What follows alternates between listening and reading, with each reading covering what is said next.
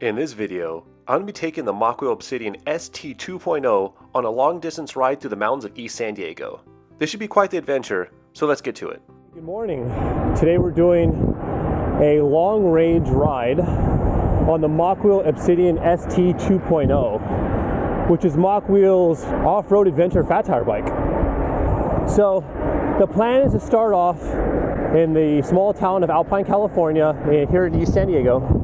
And we're gonna go all the way to at least Lake Cuyamaca. We're gonna be taking the back roads, taking some, streets, pavement, dirt, the whole shebang. So the goal of the video is to test the power, the comfort, and just to see how the Obsidian ST 2.0 handles an adventure ride. So the plan for the ride is I'm gonna check in every, 30 minutes or so.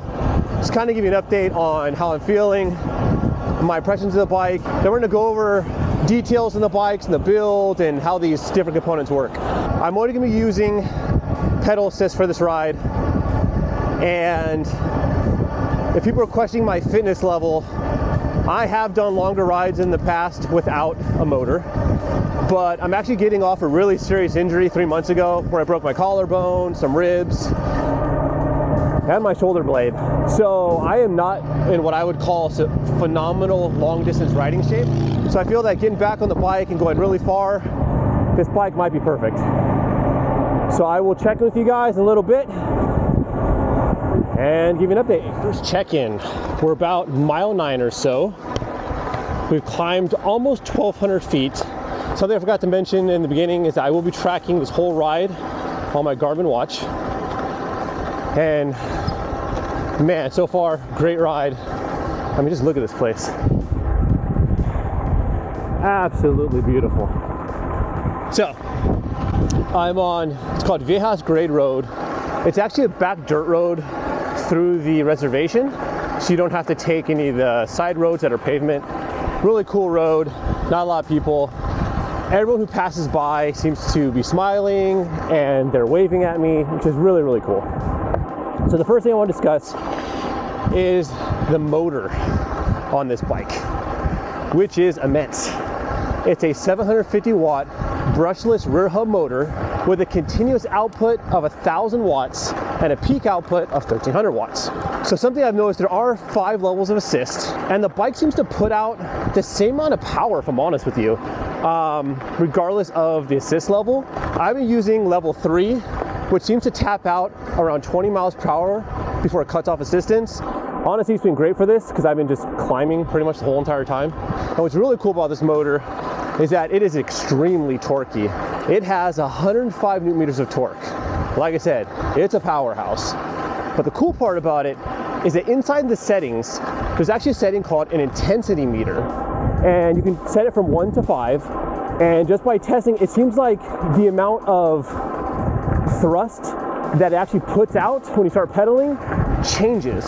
So if you're someone who needs a lot of torque right out the gate, you can actually adjust the intensity level higher or lower depending on your ride or you as a rider yourself. I love that feature. It's really cool. So far, ride's pretty easy, not too bad, feeling really good. I will check in a little bit and give you some more follow-ups. Another check-in. We've gone 18.5 miles and 2,700 feet of climbing. I haven't been able to check in just because I turned into Boulder Creek Road, and it's a really tight 2-lane road that doesn't really have a bike lane, so I figured I'd pay more attention to the cars behind me, make sure I don't get hit, instead of doing an update. I think I've already used up like 40% of my battery, according to the battery meter. Now keep in mind, I'm doing a lot of climbing. So next thing I want to talk about is the brakes on the Obsidian ST 2.0. They're Tektro hydraulic disc brakes, 2 pistons. These brakes are amazing. They have 180 millimeter rotors, and they're strong, powerful. They have 0 fade. There were sections that I was riding that I got up to 39 miles per hour, and I actually had to slow down a lot for some of the turns. And no, you couldn't smell the brakes or anything. Just nice and smooth. And the best part is you can do 1-finger braking on these. I know when I first saw this bike initially, I was like, Tektro, why not go Shimano? You know what? Great job to go with the Tektros. If you compare these Tektros against the affordable version of the Shimano hydraulic disc brakes, these are far superior. The Shimanos, you have to use 2 fingers to stop. They feel very wooden. They're not bad brakes. They work really, really good, but they don't have the feel and the power of these Tektros. And since Tektro is a big company, it's super easy to find parts. So now we're going through the mountain pass. I'm going to do an update in a little bit. We just hit 24 miles, about 3,200 feet of climbing. So far done a ton of climbing. One good thing and bad thing is I had a huge downhill where, man, I think I had 2 or 3 miles of downhill. Problem is I gotta climb back out of this thing, but so far so good. The bike is going between 4 and 5 bars, so it's lost about half its battery already. So far really comfortable. My butt feels great. I have 0 fatigue. And that's gonna lead me to the next thing I wanna talk about, and that's the suspension, which I think is lovely on this bike for the price. The first thing we'll talk about is the fork. We have a hydraulic fork in the front. It's 130 millimeters of travel, decent fork. I've been riding with a lot of washboard and it handles that with ease. It's nice and plush, not too plush. You can also adjust the compression on it. Decent fork, really like it. But the star of the show is the rear air shock. This is a D&M air shock. So that means you can adjust it, which is awesome. It also has a rebound adjustment and a lockout switch. Now, typically when I do bike reviews, I don't actually ever use the lockout switch. And the reason why is because I actually want to see how good the tune is on an air shock. And I have 0 complaints with this shock for the price that this bike actually is. Now, something I do want to mention is that I am 175 pounds, and from the factory, I found the air pressure inside this perfect for me. So if you're heavier or lighter, you will have to get a shock pump. They're not that expensive. I think they're like 20 to 35 bucks on Amazon. Buy a good one, buy a RockShox one. They're just the best ones. And the cool thing is you can just put as much air pressure as you need to tune it. And they also did include the instructions inside the box with the recommended air pressure settings. So well done on the suspension. Really separates this bike at this price point compared to its competition. So now we're climbing again. I'll check back in a little bit. Okay, now we're at mile 27. Done about 4,000 feet of climbing. So we just passed Three Sister Falls Trailhead and have a massive climb that I've been doing for a while now. So I figured while I'm here, well, as a good update on the drivetrain, which is fantastic on this bike for this price point. It is a Shimano Q's 10-speed 1x10. I really like this transmission. And can I just tell you, at this price point, typically fat tire bikes come with the Shimano 7-speed Tourney or Sarah or something like that. I am not a big fan of the 7-speed. I think the downshifting is just kind of garbage. It's not that good. It's acceptable. It's not great. The 10-speed, lovely. It's reliable, smooth, and it just works, man. So the one thing, if I had to really kind of critique it, is it doesn't have a clutch system. If anybody doesn't know what a clutch is, it just kind of maintains the tension of derailleur when you're going over bumps so you don't get chain slap and hit the chainstay. But Mokwheel did actually think about this, so they included a rubber chainstay protector that you can actually put on the bike to protect the paint. This is an expensive bike, so being able to protect your investment, make sure it doesn't have a bunch of scratches, is really cool.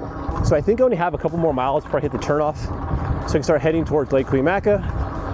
I will check in then. About mile 28, 4,300 feet of climbing, a lot of climbing. So I'm bouncing back between 2 and 3 bars left. So it has anywhere between 25 to 33% battery left. Something I noticed though, is that when it does go into the 2, it starts cutting back power. I would say you lose about half the power or so. The last thing I want to discuss, since we're talking about battery life right now, is the battery itself. It comes with a 48 volt, I believe it's a 19.6 amp hour battery. So it's a very big battery. Now keep in mind, this bike also puts out a lot of power. So miles will vary, as you can see, how much climbing affects the battery life on a bike like this. But so far, still pretty good. Just hoping I can make it to Lake Cuyamaca, but I will check in when I finish. Okay, little check-in, mile 31. Here's the ranger station, and here's Engineers Road, which is the final stretch to Lake Cuyamaca. I'm bouncing back between 1 and 2 bars left. Like I said, the bike has cut down power significantly. We've already climbed over 4,700 feet. I think I misjudged this ride. I thought it was 33 miles to Lake Cuyamaca with only 4,000 feet. Obviously, I was wrong. But the bike still is putting down power. It's providing enough power, actually been able to climb 10% gradient climbs. I guess I'll discuss one more thing about this bike that's actually kind of cool. And if you're smarter than me, and you pick a route that won't deplete the whole battery. So this bike is actually compatible with Mokwheel's Inverter.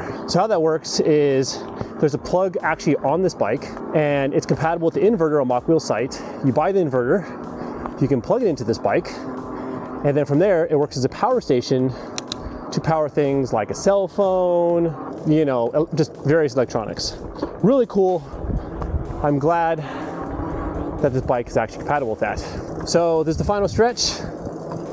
Hopefully there's not a lot of climbing. I'm not 100% sure, if I'm brutally honest with you, but I have a weird feeling I'm gonna be testing how this bike pedals without pedal assist. But I'll let you know if that happens. Let's get this final stretch. Oh my God. Woo! Oh my God, look at it, it's beautiful.